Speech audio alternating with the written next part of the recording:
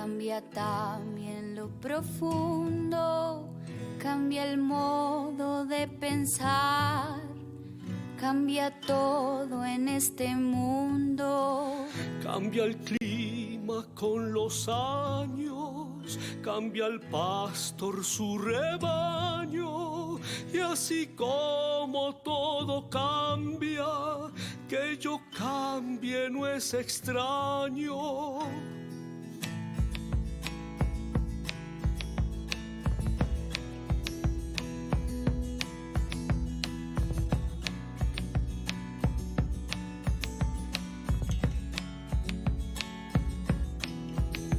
Cambia el más fino brillante, de mano en mano su brillo, cambia el nido, el pajarillo, cambia el sentir de un amante, cambia.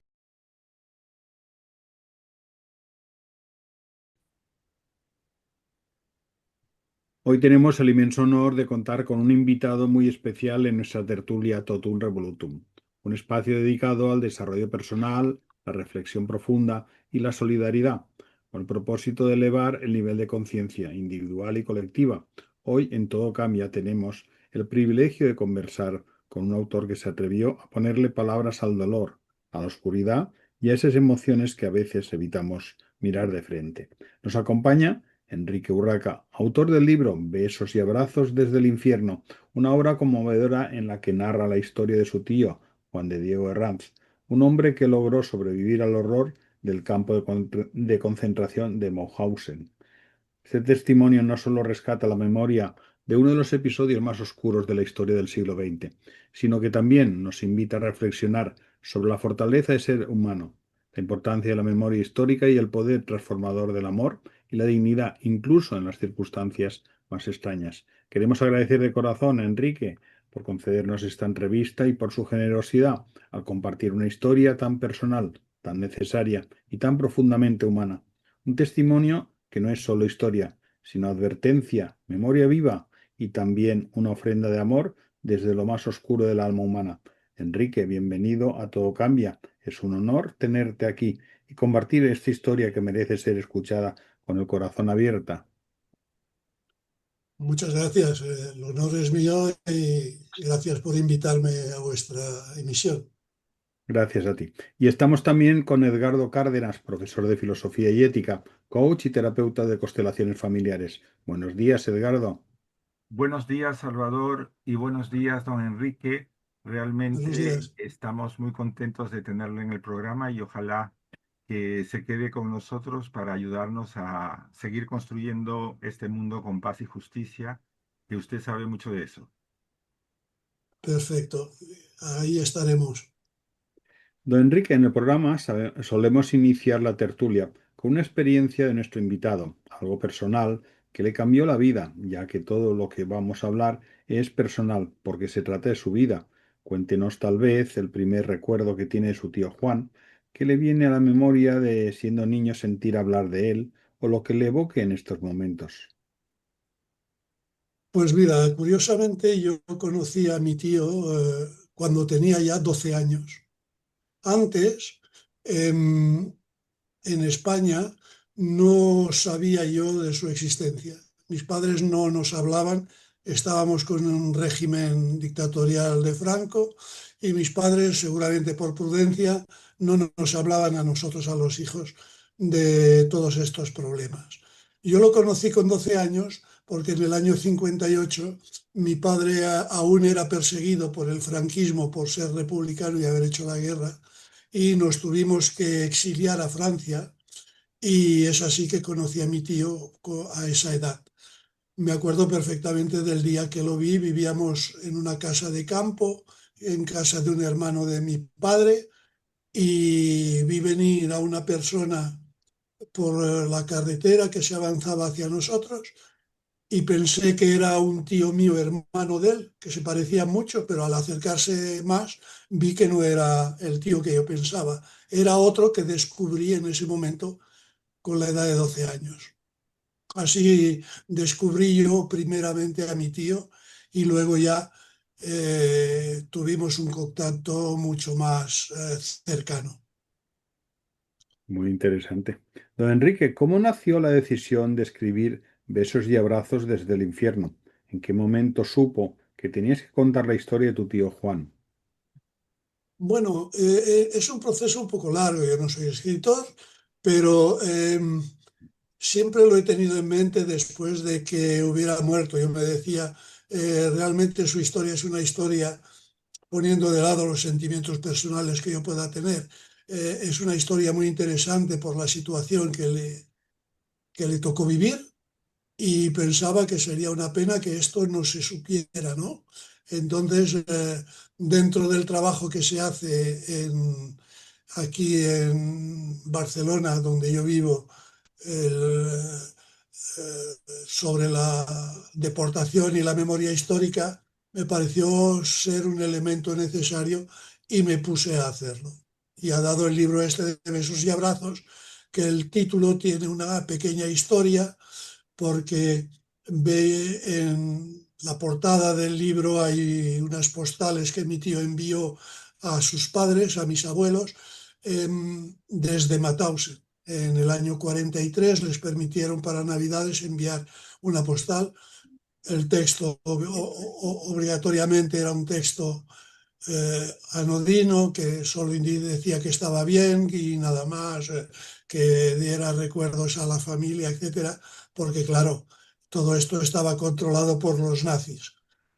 Y a partir de ahí, mi tío tenía una costumbre, después ya de libre, de viajar mucho y siempre nos enviaba una postal del sitio de Europa o de donde estuviera viajando y solo en la postal solo ponía besos y abrazos y firmaba.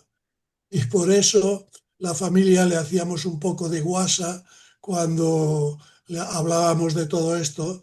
Le decíamos a ti besos y abrazos, porque no ponía nunca nada más. Sabíamos dónde estaba por la fotografía de la postal. Si veíamos unas pirámides, pues sabíamos que estaba por Egipto y cosas así.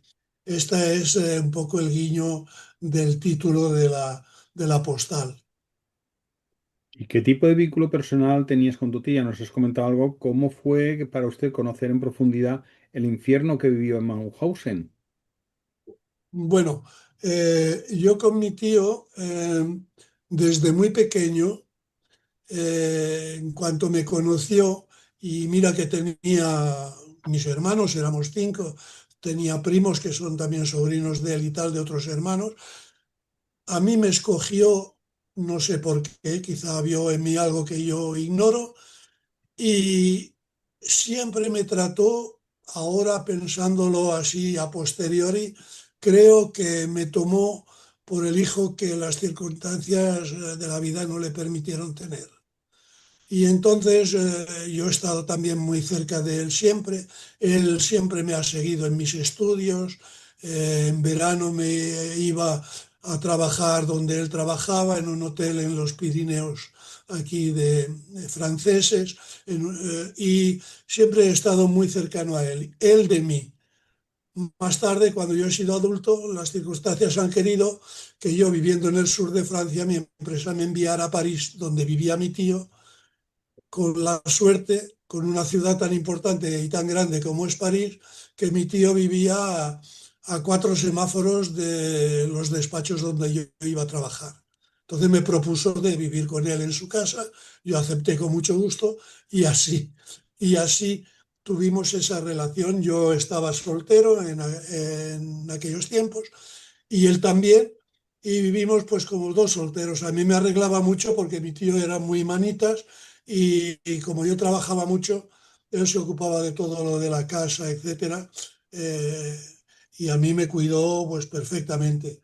Más tarde, cuando ya fue mayor, me cuidé yo de él como él se cuidó de mí más joven.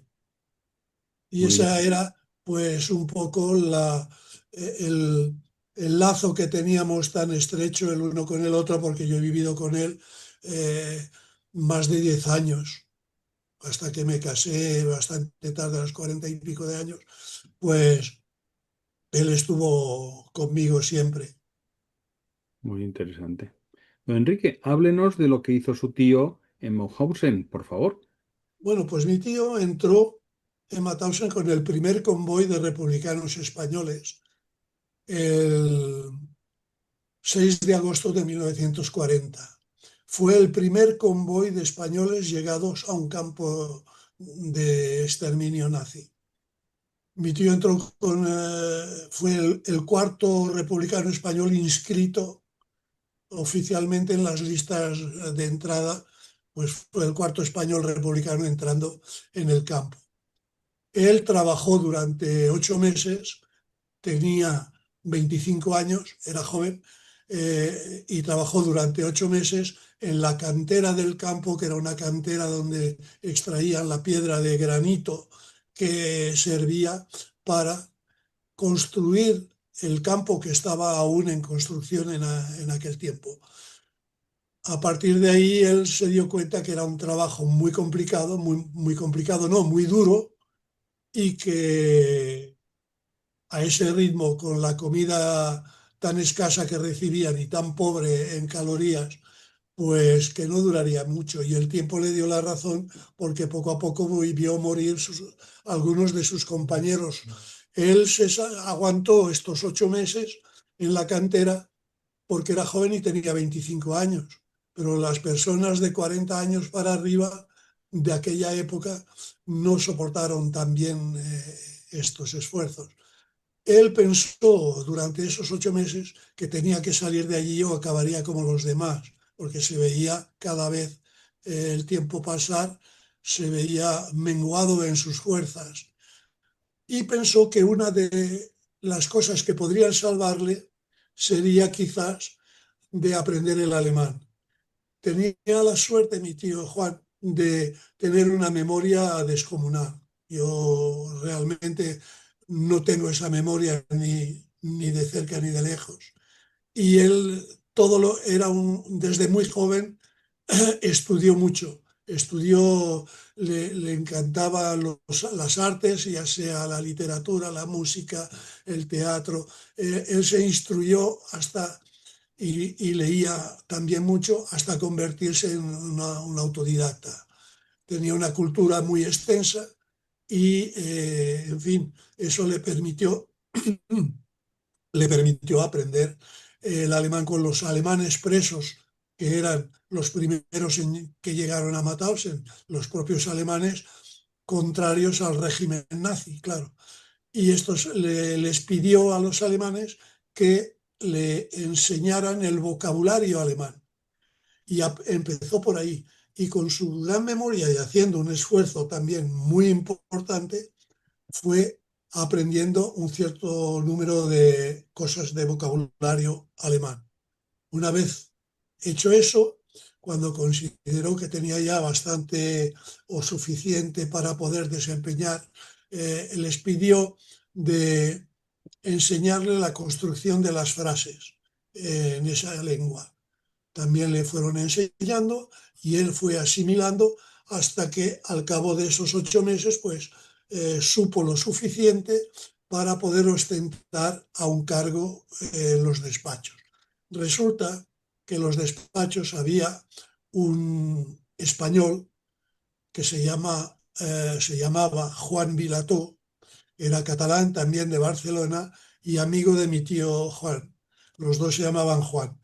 Entonces Juan Vilató, los alemanes, para amenizar su estancia allí, ciertas veces le hacían cantar. Y claro, para tenerlo disponible, le enchufaron en el despacho, pero como no hablaba alemán ni nada, él no se enteraba de nada de lo que hacía allí. Entonces le propuso a mi tío de presentarse, que él le ayudaría para poder entrar. Y así, bajo estas circunstancias, él entró como tercer secretario de la gestión del campo de Mauthausen, que era gestionada por los propios presos.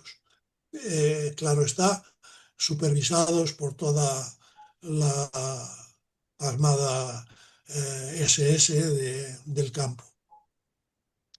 Y así empezó su trabajo. Se dio cuenta al poco tiempo que esa situación podía ser benéfica para sus compañeros, porque él oía hablar a los alemanes, ya entendía cada vez más y hablaba mejor, y podía oír comentarios de los alemanes que podían ser beneficiosos para para sobreguardar el interés de sus compañeros, ¿no? Por ejemplo, el hecho de cuando los alemanes decían entre ellos mañana hay visita médica, Juan sabía que la visita médica quería decir que se iban a la enfermería, donde los dejaban allí, que de enfermería solo tenía el nombre, porque no tenían ni medicinas ni nada. Iban allí los alemanes el día de la visita, y si los enfermos eran pocos, como no les interesaba tener gente que no trabajaba, les inyectaban una inyección de gasolina en el corazón, y de allí pues ya los llevaban muertos, claro, está, al crematorio. Si eran muchos, los llevaban a la cámara de gas, los gaseaban, y al crematorio también. Este era una de las cosas que Juan podía adelantar a sus compañeros, diciéndoles: mañana hay visita médica, tenéis que sacar a todos que vayan a trabajar. Y esto pues plantea, más allá del hecho, plantea una cuestión un poco filosófica casi, ¿no? Porque cómo es que gente que está sin cuidar, tan enferma, tener esa capacidad de pensar que se pueden aún salvar y que vale la pena ir a trabajar, en vez de dejarlos allí que tenían una muerte segura. Yo creo que es una cuestión a plantearse, ¿no? Cómo estas personas en esa situación tenían siempre las ganas de continuar, pensando que a lo mejor podrían sobrevivir a ese infierno. Casi Es muy, casi todos los supervivientes suelen narrar que la única manera de supervivir era juntos, era en solidaridad entre todos. No había Exacto. ninguna posibilidad individualmente. Exacto. Juan de Diego, si hubiera actuado individualmente, no hubiera podido hacer nada. Y era igual para todos los demás. Y de ahí, cuando se dieron cuenta, se creó una especie de solidaridad que luego se transformó en una red de resistencia a la muerte, ¿no? Porque no tenían armas ni nada. Y todo esto, cada uno en su puesto, hacía lo necesario para poder ayudar a la colectividad. Y eso empezó con los republicanos españoles, y más tarde se extendió a todas las nacionalidades. Es decir, que no se preguntaba si uno necesitaba ayuda, si era español, francés, alemán o checoslovaco. A partir de ahí se organizó una red con un núcleo que la dirigía, y todos estos, por ejemplo, los cocineros, los que trabajaban en cocina, que podían robar una patata o lo que fuera para los compañeros, todo eso se recuperaba y se distribuía equitablemente a quien más lo necesitaba de los compañeros. Eso era a nivel de la alimentación. En otros campos también hubo un deportado que se llamaba, curiosamente, también Joan, era Juan, eh, esto, ay, ahora se me ha ido el nombre, un segundo que te lo digo enseguida. Eh, Tarragó, Juan Tarragó era un deportado que cuando llegaban los convoyes, antes de que los alemanes les hicieran entregar todas las pertenencias, intentaba recuperar libros, y creó una biblioteca clandestina en el propio Mauthausen, pensando que también, si podían leer algún libro, también sería una especie de evasión de aquel lugar donde ellos estaban.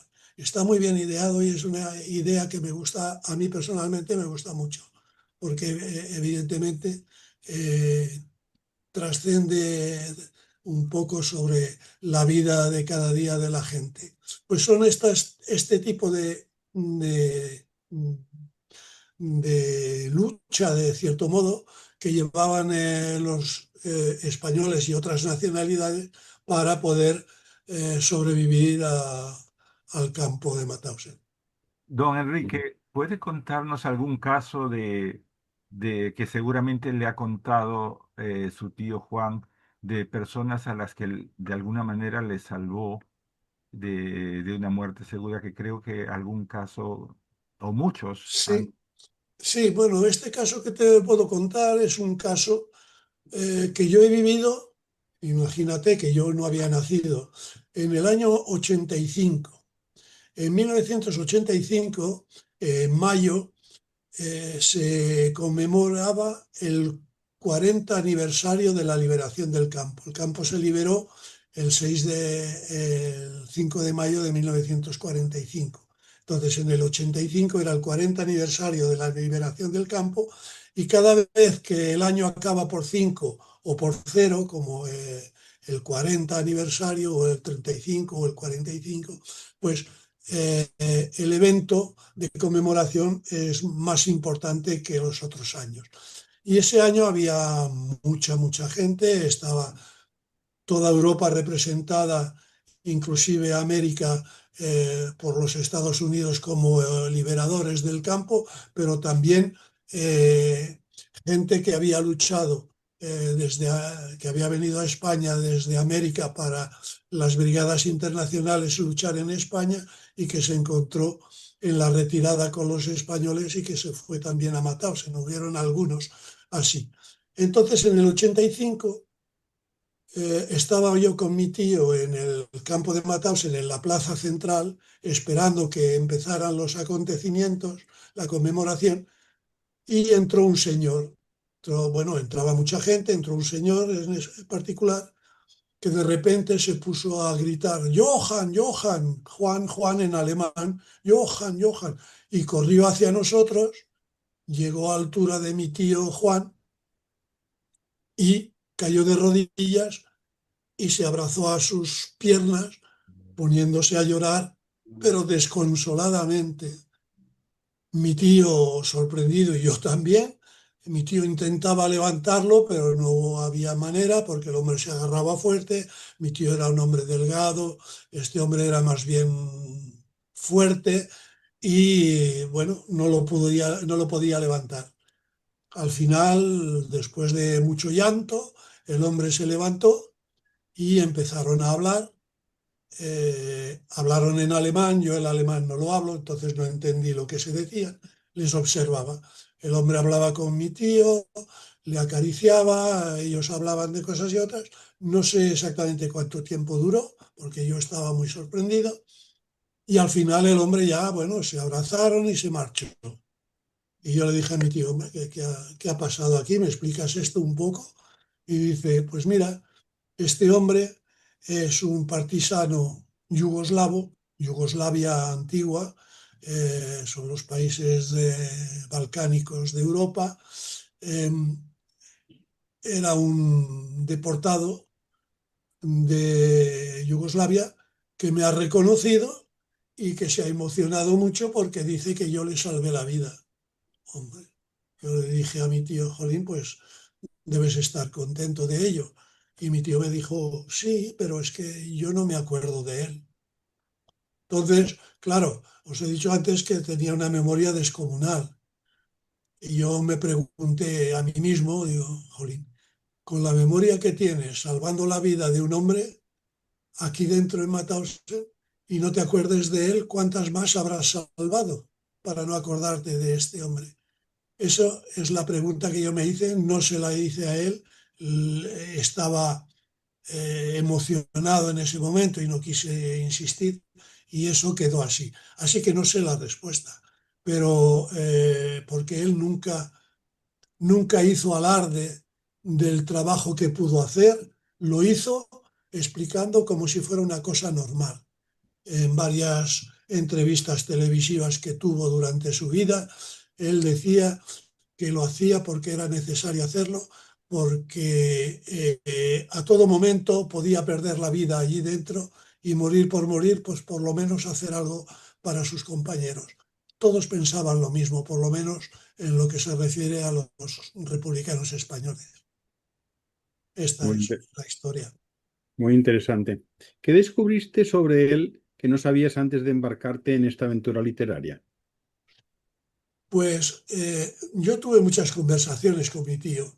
Yo tuve que adivinar más que descubrir, porque, como he dicho, él no hacía alarde de su trabajo allí. Él, cuando en una emisión de televisión española le preguntaron, ¿pero por qué hacías estos trabajos jugándote la vida? Pues él decía que lo hacía porque era necesario, porque allí te levantabas por la mañana y por la noche no sabías si aún vivirías. Solo caer en manos de un SS que le cayeras mal ya era tu condena de muerte, por ejemplo. Entonces eso lo tenía muy claro. Él no se vangloriaba de lo que hacía y le respondió, mira, nosotros hacíamos eso porque se tenía que hacer por solidaridad y porque además la lucha que llevábamos era justa. Eso es lo que él respondió. Entonces, pues sus motivaciones eran esas. Lo que yo descubrí de él era su entereza delante de la adversidad, sus ganas de vivir antes, durante y después, porque mi tío salió de allí con muchas enfermedades, salió tuberculoso, entre otras cosas, salió con gangrena. A mi tío le hicieron, me consta porque tengo documentación de ello, experimentos médicos, por la simple razón de que él, estando en los despachos, lo tenían bien controlado para poderle hacer esos experimentos. Le hicieron experimentos sobre él para buscar una vacuna para el tifus, la fiebre tifoide A y B y la gangrena. De hecho, 2 años después de ser liberado, le tuvieron que cortar la totalidad del dedo mayor de la mano izquierda por gangrena. Bien que fuese 2 años después, supongo y creo que no me debo equivocar mucho, que algo tendrían que ver los experimentos que le hicieron para que le tuvieran que cortar ese dedo. Pues eso es lo que descubrí yo de mi tío. Luego, unas ganas de vivir tremendas. Él siempre, le preguntaron también en una entrevista, ¿a ti te han robado años de tu vida? Y él dijo, a mí no me han robado nada. Yo he vivido la vida que me ha tocado vivir y la he vivido, sea mala o buena, la he vivido, no me han robado nada. Pero los ánimos de vida que tenía, y luego, bueno, en el libro lo explico, tenía mucha alegría en el cuerpo, le gustaba mucho viajar, le gustaba mucho vivir, era muy risueño. Yo me he reído mucho con mi tío, una persona positiva 100%, y creo que ese temperamento también le ayudó a salvarse allí en Mauthausen, claro. Don Enrique, Efectivamente. cuéntenos un poquito la labor que hacía que le permitía guardar todos los archivos del campo. Sí, Juan de Diego, su trabajo que tenía como tercer secretario era mantener y crear los ficheros de todos los deportados. Empezó con los españoles, pero luego se ocupó de todo el campo de Mauthausen, inclusive los campos anexos y los comandos que habían, etcétera. Es decir, que mantenía las listas y el fichero de todos los deportados. Los ficheros eran el fichero de las entradas, de los que iban llegando, creaba una ficha con todos los datos de la persona y su número, el número de deportado que le otorgaban. Después hacía también las fichas de defunción, es decir, que sacaba cuando moría un deportado la ficha de su fichero de vivos, ponía la fecha de la muerte y la razón. Generalmente la razón era falsa, ¿Qué porque concepto se ponía? pues le decían de poner, pues ha muerto de, yo qué sé, de enfermedad o de accidente, pero nunca que era asesinado, colgado, etcétera. ¿Eh? Entonces, todo eso lo ponía. Pero Juan había creado un pequeño código personal en las fichas que él sabía de cómo, cuando lo podía saber, de cómo habían muerto. Y entonces en las fichas ponía una señal que solo él sabía qué quería decir. Y así tuvo, digamos, entre manos el fichero de todos los deportados. ¿Cuántos Eh, llegaron a ser? ¿Perdón? ¿Sobre cuántos llegaron a ser? Uf, españoles eran más de 7.000. Murieron, bueno, dando números redondos, 5.000 murieron y 2.000 se salvaron. Pero decenas de miles de personas, habían, yo qué sé, prácticamente 30 nacionalidades en Mauthausen. Madre de Dios. Sí, sí, sí, sí. Allí era la muerte a escala industrial, ¿eh? Y A todo eso tal había punto. el crematorio y el gaseado. Sí, bueno, el crematorio servía para Que incinerar se hacían las pruebas.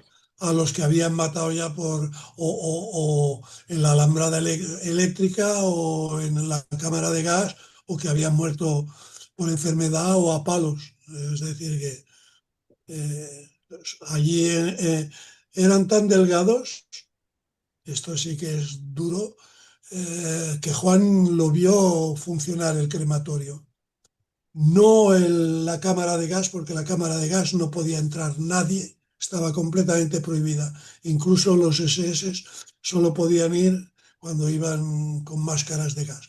Entonces, pero el crematorio sí que lo vio Juan, porque al lado del crematorio había una sala refrigerada donde amontonaban los cadáveres y porque los hornos no daban abasto. Y aún así Juan decía que eran tan delgados los cuerpos de esta gente que había muerto que los metían de tres en tres en el horno.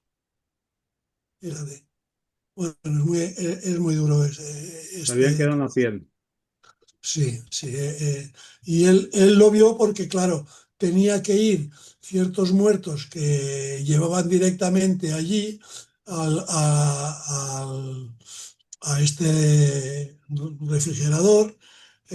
Tenía que ir porque llevaban todos una chapa de hojalata con el número de deportado. Entonces él tenía que ir a verlos para anotar el número de la chapa para saber qué deportado es el que había muerto.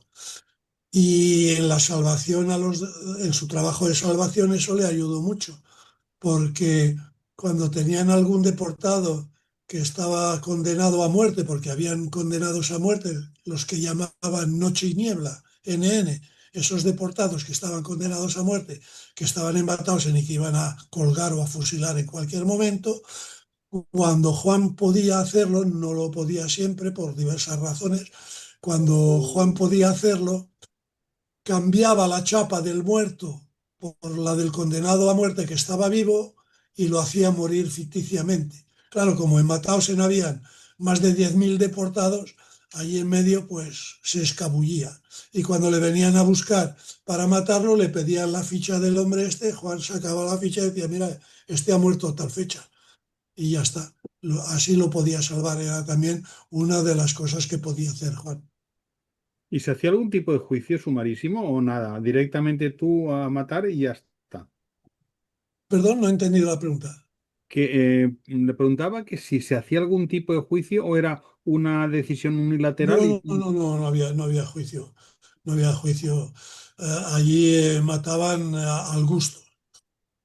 o Allí sea, una mataban al decisión gusto. unilateral y ya está. Había un SS que pasaba allí y no te quitabas la gorra porque tenías obligación de quitarte la gorra porque te pegaba una paliza, igual te dejaba allí muerto. Mi tío decía una cosa que se había dado cuenta durante toda su vida allí en Mauthausen, que si recibías una paliza, lo que tenías que intentar es de no caer al suelo. Por si caías al suelo eras hombre muerto. Allí te aplastaban a patadas con esas botas de militar que tenían, a patadas, te reventaban el cuerpo a patadas. Entonces, él decía, lo que tienes que hacer es intentar aguantar. A Juan, el primer día que entró en el despacho, el primer secretario, que era un triángulo verde, el triángulo verde era la distinción de los presos de derecho común que había allí dentro. Ese derecho común, que era un asesino, por poner la mano encima de la mesa del deportado ese triángulo verde, se levantó furioso y le pegó una paliza a mi tío. Así empezó su trabajo en los despachos, para decirles que a pesar de que estaba mejor que tallando piedra, no estaba exento de peligro. Eh, Era así. Él lo que tenía, lo que no sufría ya era pues del frío en invierno porque estaba dentro del barracón de los despachos o del calor del verano bajo el sol, donde podías pillar hasta una insolación. Eso es lo que le podía salvar a él. Y Claro. así ayudó a mucha gente, por ejemplo, a un deportado que se llamaba Robledo. Robledo era un deportado que cuando fue liberado, los franceses le tomaron por un SS porque los SS llevaban debajo de la axila, llevaban grabado un código que significaba sangre aria, sangre pura, aria. Y Robledo era un chico español, pero rubio, con ojos azules, y le consideraron como ario y le inscribieron ese código, como si fuera ario. Y cuando llegó a Francia liberado, los franceses creyeron que era un SS que intentaba escabullirse y tuvo que ir mi tío a testimoniar que no, que era un compañero que por eso le habían puesto ese tatuaje, pero que en ningún caso era, y luego ya pues ya lo soltaron. Y este hombre llevaba una maleta con él que los franceses ni revisaron cuando lo arrestaron y cuando se la enseñó a mi tío, llevaba dentro de la maleta 4 pistolas y 3 granadas que había robado a los alemanes cuando se fueron de Mauthausen y le preguntó, ¿pero qué haces con esto, hombre mío? Dice, me lo llevo para ir a España a luchar contra Franco, fíjate tú, después de pasar lo que pasó en Mauthausen. Mi tío le dijo, mira, vamos a tirar esto al río Sena, que pasaba por allí delante del Palacio de Orsay, de la estación de Orsay, que es donde los tenían, y tiraron la maleta con todo ese armamento al río porque no, no era lo adecuado en ese momento. Pero lo curioso es que los franceses le arrestaron y ni le miraron lo que llevaba en la maleta. Pues es Mucha una seriedad. anécdota muy curiosa. Sí. Cuéntanos, por favor, la historia del músico valenciano que compartió con tu tío, Juan Casimiro Climent. Sí, Casimiro Climent era un amigo de mi tío que trabajaba fuera del muro de lo que era el recinto de la Mical, porque allí tenían los despachos la Gestapo de Mauthausen al lado del campo y él trabajaba en los despachos de la Gestapo de Mauthausen en labores de escribiente. Ellos dos eran muy amigos los dos, Casimir y Juan. Mi tío había imaginado durante el tiempo que estaba allí de cómo podría hacer para salvaguardar esos ficheros que él mantenía al día. Y se le ocurrió, al cabo de X años que estuvo allí, bueno, duró 4 años su estancia en los despachos, 5 años deportado. Durante ese tiempo imaginó hacer un duplicado, pero ¿cómo hacerlo? Entonces dijo a los alemanes, a los SS, mira, me gustaría rehacer los ficheros, porque de tanto manusearlo están muy sucios, están desgastados, si el papel es de mala calidad, podemos perder información. Y bueno, le dijeron, pues muy bien, sí, sí, a rehaz nuevos todos los ficheros. Y luego cuando hayas acabado, los viejos los quemas. Mi tío no los quemó y hablando, porque ya había hablado anteriormente de esta idea que tenía con Casimir Climent le dijo, pues cuando estés preparado yo te ayudo en lo que pueda. Y allí Juan no quemó los viejos archivos y los pasó a Casimir Climent porque él en los despachos de la Gestapo tenía archivos donde podía esconder todos esos ficheros, mientras que Juan en el despacho dentro no tenía su mesa de trabajo y nada más, no tenía donde poder esconderlo. Entonces se lo pasó y a escondidas, claro está, y Casimir Climent escondió estos ficheros usados, viejos, en los archivos, entre los cartones de fichas nuevas, donde los alemanes no iban nunca a mirar, porque el transporte de las cajas y eso lo hacía los propios deportados. Y ese fichero, cuando se fueron los alemanes, que se escaparon, bajo el avance de los americanos, pues sirvió a crear las listas de deportados españoles vivos y muertos que existen, tenéis por ahí algún ejemplo de página que he puesto, que puse en un pendrive que tenía, no sé si lo tenéis. Y ahí, pues, esas listas son las primeras, son las que han dado pie a que luego los historiadores e investigadores pudieran completarlas totalmente, porque el trabajo que hicieron en aquella época con los pocos medios que tenían, pues fue faraónico casi, porque son listas muy completas de los españoles en los campos, con direcciones, etcétera, donde vivían antes de estar en el campo, que permitieron de hacer conocer a las familias el paradero y lo que pasó con sus familiares. Esa es la Fue historia importante, fue muy importante ese aspecto. de este valenciano, que fue el artífice, fue él que lideró la creación de estas listas, con la ayuda de mi tío, porque era conocedor de los ficheros, y de otro deportado español que se llamaba Josep, que era un catalán, Josep Bailina. Los tres, pero sobre todo Casimir Climent, fueron los que ayudaron a crear esos ficheros. Una labor muy encomiable. El Sí. título del libro Besos y abrazos desde el infierno es muy potente. ¿Qué significa para usted? ¿Por qué lo eligió? Ya nos has dado alguna pincelada.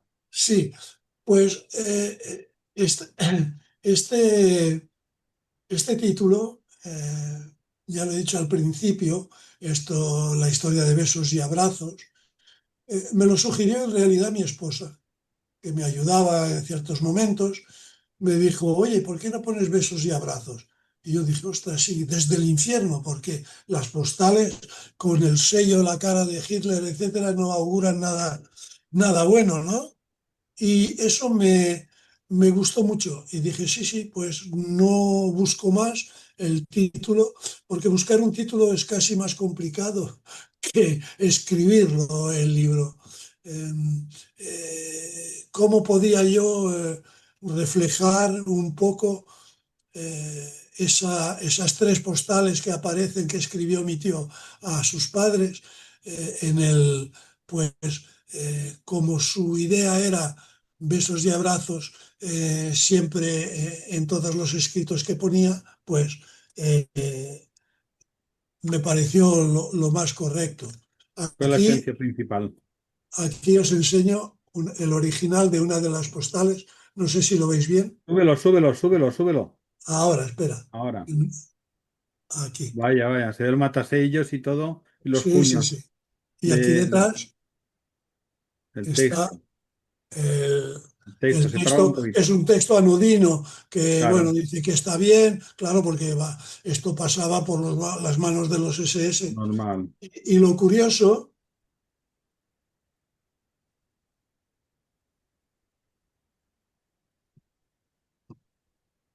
creo que pone en algún lugar, pero como no veo bien, no.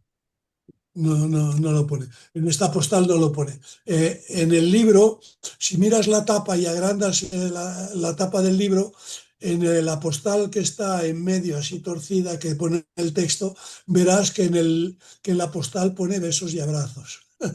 Es un guiño Sí. que hago en Mira, el... esa costumbre que tenía el de despedirse. Sí, sí. ¿Cuál fue el momento más impactante o revelador que encontraste al escribir el libro tan impactante que nos estás comentando? Pues mira, lo más impactante, cosa que nunca me dijo mi tío, fue descubrir que le habían hecho experimentos médicos. Ostras, Nunca me habló de ello. Y mira que hemos tenido conversaciones largas, pero ya os digo que él no le gustaba hacerse valer. Él decía que allí no hubo héroes, solo personas que sí. intentaron defenderse. Por eso es uno de los trazos de su carácter. No querer ser más de lo que fue, que ya Madre fue mía. mucho para mis ojos, vaya. Qué fuerte, Dios. Es que Sí, estamos viendo ahí esa ficha y se te revuelve el estómago de ver qué es lo que estaría pasando ahí. sí, sí, sí, Uf. sí, ¿Qué sí. enseñanzas crees que nos deja la historia de tu tío para los tiempos que vivimos hoy? Y usted como portador de este legado, ¿qué caminos para la paz hemos de tomar? Déjele su mensaje para que los escuchantes del programa Pues mira, repartidos por todo el mundo.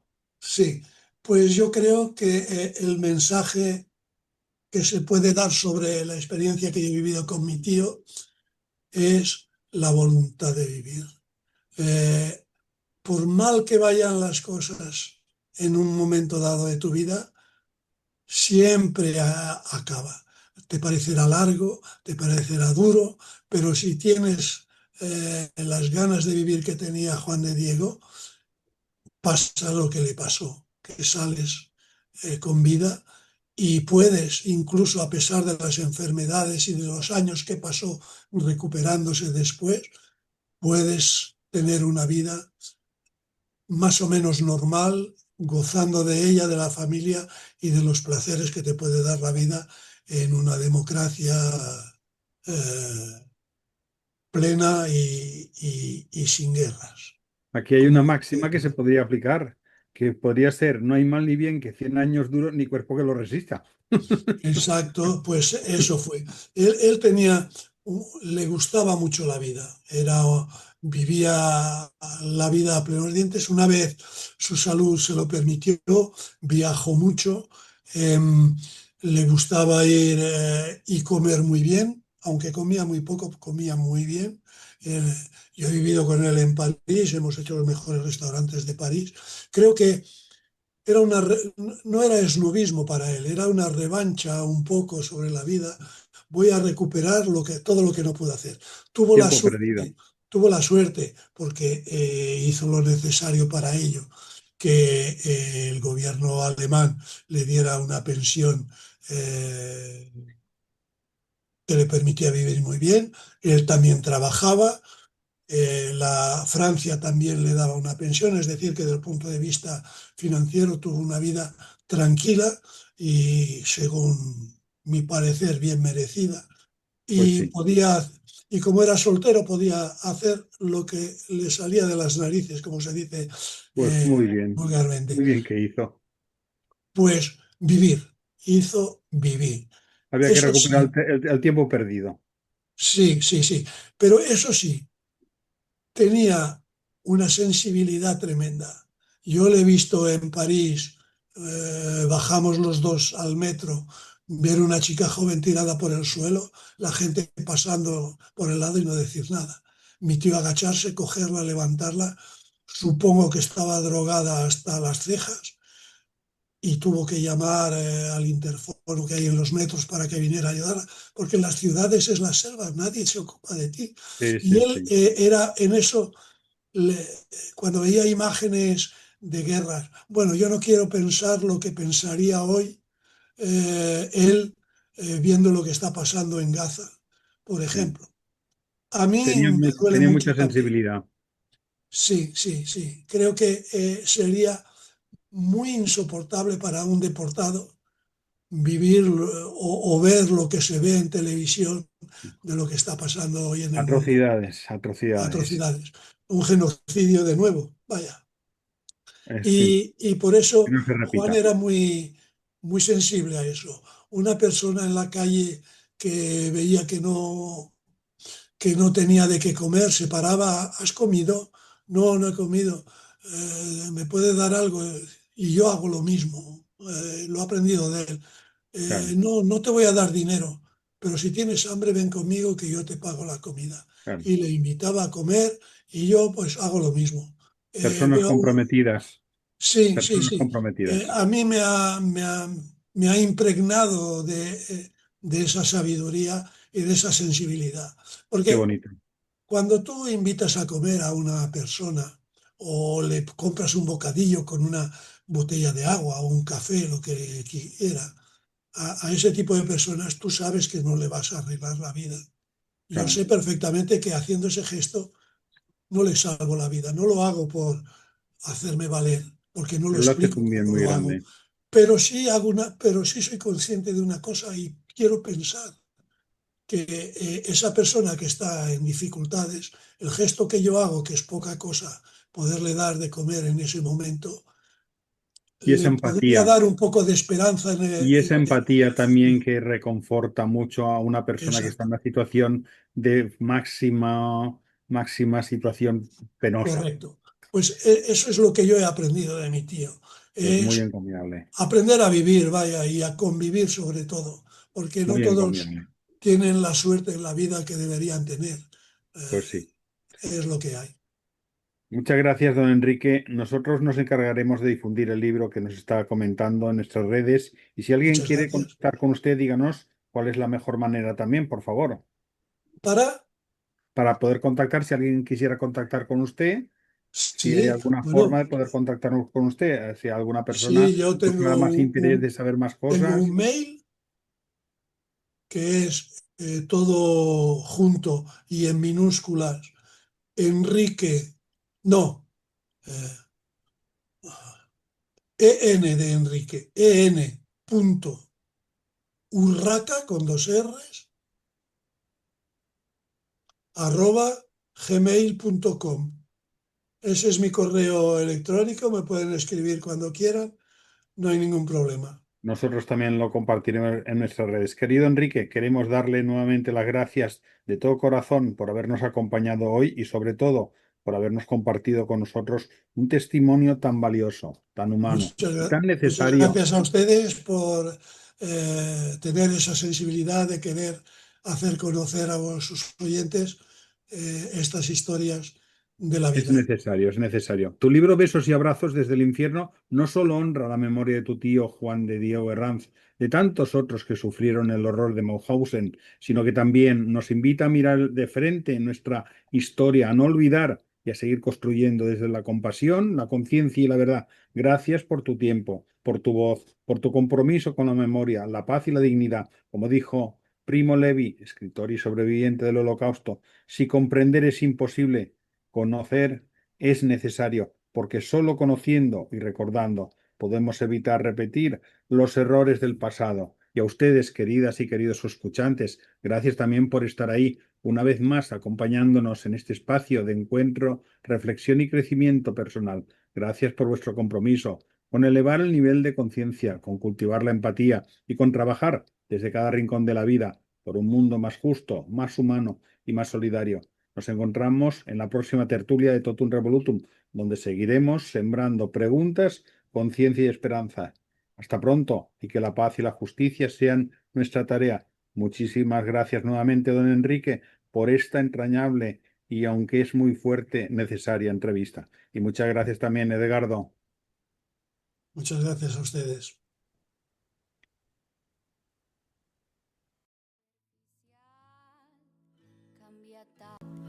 Cambia también lo profundo, cambia el modo de pensar, cambia todo en este mundo. Cambia el clima con los años, cambia el pastor su rebaño, y así como todo cambia, que yo cambie no es extraño.